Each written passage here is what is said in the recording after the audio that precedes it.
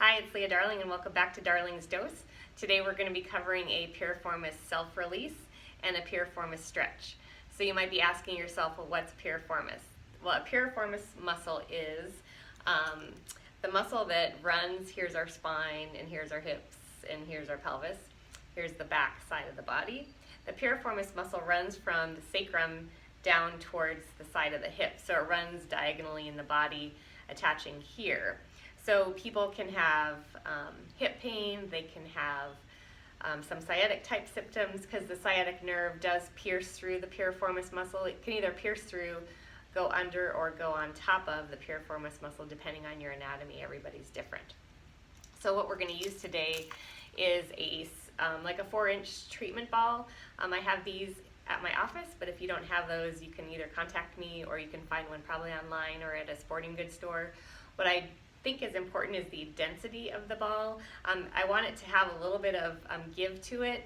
If the self-treatment tool is too rigid, either the ball or the roller, I just feel like it's too hard on the fascia and it's too hard on the tissue. So I tend to like things with a little bit of give to them. So once again, every exercise is not for everybody. So please listen to your body and pay attention to if this exercise feels okay with you. If it doesn't, please stop and always consult your physician before starting this or any exercise program. And the instructor is not liable for any injury or pain caused by this or any exercise program. So with the disclaimer being done, we'll get on our backs, taking your ball with you. So say we're going to start addressing the right hip and the right piriformis. So you're going to roll away from it and you're going to place the ball on the soft tissue, so not on the bone, underneath your right glute.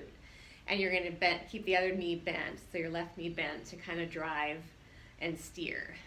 So on your right side, you're going to roll until you feel a tender point in through the glutes and in through that piriformis area.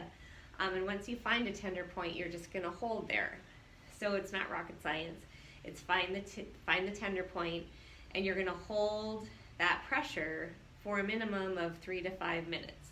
So that might seem like a long time. We're not going to hold that for this particular video, but at home, that's what you should do. As that tissue kind of softens and releases, you're going to roll and find the next tender point, holding there for that 2 to 3 to 5 minutes. So you can take up as much time as you need to address each trigger point that you're finding or each fascial restriction. And then we'll take the ball out, and then I would obviously repeat it on the other side, working on your left side. So once you've done the self-treatment or self-release for the piriformis, then we're going to stretch it. So say we're stretching our right piriformis, you're going to cross your right ankle over your left knee. The important piece here is to keep that knee wide. So if you're really tight, this might be a stretch in itself for you. And if this feels okay, you can begin to bring your left knee in towards your chest, keeping that right knee wide. You can use your elbow if you'd like to. And then just breathing, gently bringing left knee in towards your chest.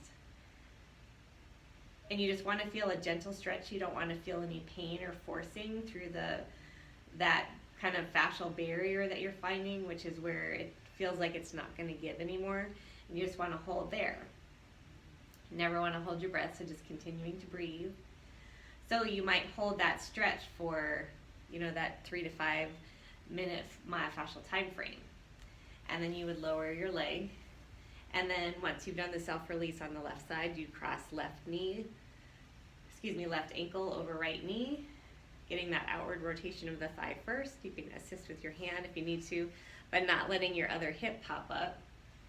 And then when you feel ready, you can bring your right knee in towards your chest. Getting that stretch, you should feel it on through the left glute and the left piriformis. You can use your left elbow to kind of keep that outward rotation of the thigh. And you would hold this stretch again for that minimum of 3 to 5 minutes. Continuing to breathe. And then you can, once that 3 to 5 minutes is over, you can allow the foot to come down, other foot comes to meet it. And you can roll on your side, and we'll get you sitting up. So thanks for joining me for the piriformis self-release and the piriformis stretch, and join me next week for Darling's Dose. Thanks, and have a great week.